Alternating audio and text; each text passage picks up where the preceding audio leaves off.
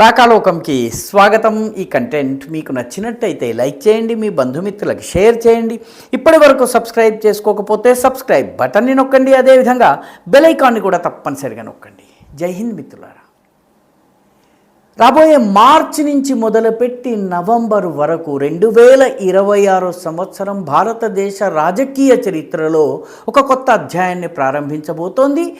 లోకసభతో పాటు రాజ్యసభలో కూడాను తిరుగులేని ఆధిక్యము భారతీయ జనతా పార్టీకి లభించబోతోంది. ఇప్పటికే రాజ్యసభలో మిత్రపక్షాల సాయంతో చాలా బలమైనటువంటి పొజిషన్లో ఎన్డీఏ ప్రభుత్వం ఉంది. అదేవిధంగా లోకసభలో కూడాను వర్కింగ్ మెజారిటీని సంపాదించుకుంది. కాబట్టి లోకసభ రాజ్యసభలో కీలకమైన బిల్లుల్ని పాస్ చేయించుకోవడంలో 2027 నుంచి భారత ప్రభుత్వానికి అత్యంత సానుకూలత వస్తుంది. కాబట్టి మోదీ యొక్క అసలు గేమ్ 2027, 2028లో మనం చూడబోతున్నాము. దీని ప్రభావము, ఈ నిర్ణయాల ప్రభావము 2029 లోకసభ ఎన్నికల మీద ఉండబోతున్నాయి. చాలా కీలకమైనటువంటి నిర్ణయాలు తీసుకోవడానికి కావలసినటువంటి తిరుగులేని మెజారిటీ రాజ్యసభలో కూడా లభిస్తుంది. రాజ్యసభలో ఇప్పటికే ఎన్డీఏకి వర్కింగ్ మెజారిటీ ఉంది. రాజ్యసభలో 137 సీట్లు ఉన్నట్టయితే బిల్లుల్ని పాస్ చేయించుకోవడం చాలా సులువు. ఎన్డీఏకి ఇప్పటికే ఆ మెజారిటీ ఉంది. కానీ మరింత ఎక్కువ సంఖ్యలో బీజేపీ దాని మిత్రపక్షాలు సీట్లను గెలవబోతున్నాయి. ఈ ఖేలా మార్చి నుంచి మొదలవుతుంది. మార్చి నుంచి నవంబర్ 11 వరకు చూసినట్టయితే 71 మంది రాజ్యసభ సభ్యులు రిటైర్ కాబోతున్నారు. వీరిలో చాలా చోట్ల భారతీయ జనతా పార్టీ నేరుగా దాని మిత్రపక్షాలు కలిసి విజయం సాధించేటటువంటి సూచనలు ప్రస్తుతం ఉన్నటువంటి అసెంబ్లీల బలాబలాల ఆధారంగా మనం చెప్పవచ్చును. బీజేపీ సంఖ్య ప్రస్తుతం ఉన్న 102 నుంచి 112 వరకు వెళ్ళే అవకాశం ఉంది. 137 సీట్లు కనుక సాధించగలిగితే సొంత బలం మీద అది చట్టాలు చేయగలుగుతుంది. మిత్రపక్షాల సహాయం కూడా అవసరం లేదు. దానికి అది కేవలము 25 సీట్ల దూరంలో ఉండిపోతుంది. ఈ ఏడాది చివరికి మిత్రపక్షాల సహాయంతో చాలా సులువుగా బిల్లులు పాస్ చేసుకోవచ్చు. మార్చిలో ఒక సభ్యుడు రిటైర్ అవుతున్నారు. ఆ నామినేటెడ్ సభ్యుడైనటువంటి మాజీ సుప్రీంకోర్టు మాజీ ప్రధాన న్యాయమూర్తి అయిన రంజన్ గొగోయ్ రిటైర్ అవుతారు. ఏప్రిల్ నెలలో 37 మంది రిటైర్ అవుతారు.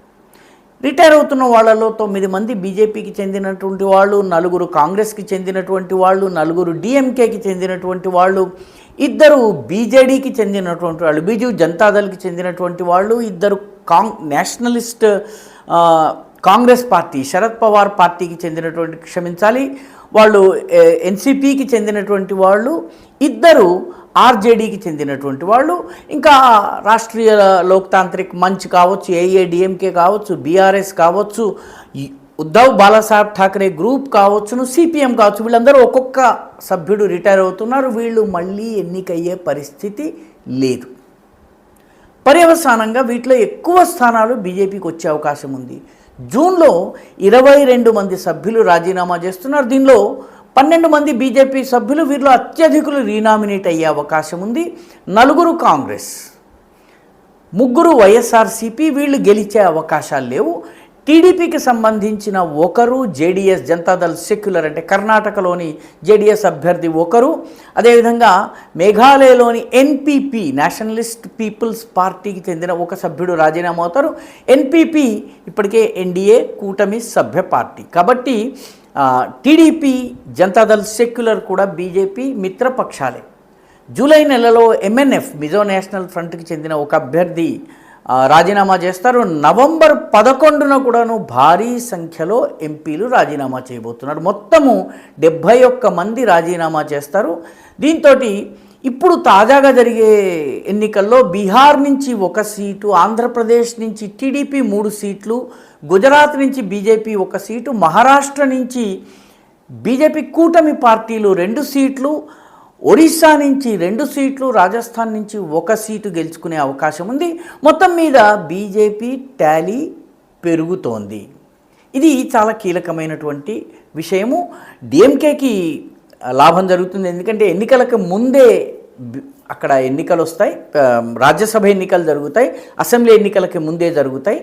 కానీ చాలా చోట్ల ఇప్పటికే అధికారం కోల్పోయినటువంటి పార్టీకి దిక్కులేని పరిస్థితి ఉంది. ఉదాహరణకి ఉద్ధవ్ బాలాసాహెబ్ ఠాకరే గ్రూప్ కావచ్చు, అదేవిధంగా నేషనలిస్ట్ కాంగ్రెస్ పార్టీ కావచ్చును, ఇవి మళ్ళీ తమ ఎంపీలను ఎంపిక చేసుకోవడం, గెలిపించి మళ్ళీ తీసుకుని రావడం అనేది చాలా కష్టం. బీజేపీ తన ఎంపీల సంఖ్య రాజ్యసభలో క్రమేపీ పెంచుకుంటూ వస్తోంది. 2014లో మొదటిసారి అధికారంలోకి వచ్చినప్పుడు బీజేపీకి కేవలము 55 మంది ఎంపీలు ఉండేవాళ్ళు. 2017లో అది 58 సీట్లకు చేరి అతిపెద్ద పార్టీగా అవతరించింది. కానీ కావలసినటువంటి 137 మార్క్కి చాలా దూరంలో ఉంది. 2020 నాటికి 92కి బీజేపీ ఎంపీల సంఖ్య పెరిగింది. 2022లో మొట్టమొదటిసారి 100 మార్కుని టచ్ చేసింది. 2025 నవంబర్ నాటికి 102 మంది బీజేపీ రాజ్యసభ ఎంపీలు ఉన్నారు. ఈసారి ఈ సంవత్సరాంతానికి బీజేపీ సంఖ్య 109 నుంచి 112 వరకు చేరే అవకాశం ఉంది. ఆ తర్వాత కూడా సంఖ్య దీనికన్నా ఇంకా పెరిగే అవకాశం ఉంది. ఎందుకంటే ఇప్పుడు జరగబోయేటువంటి 5 రాష్ట్రాల అసెంబ్లీ ఎన్నికల ఫలితాలు ఏ రకంగా ఉంటాయి.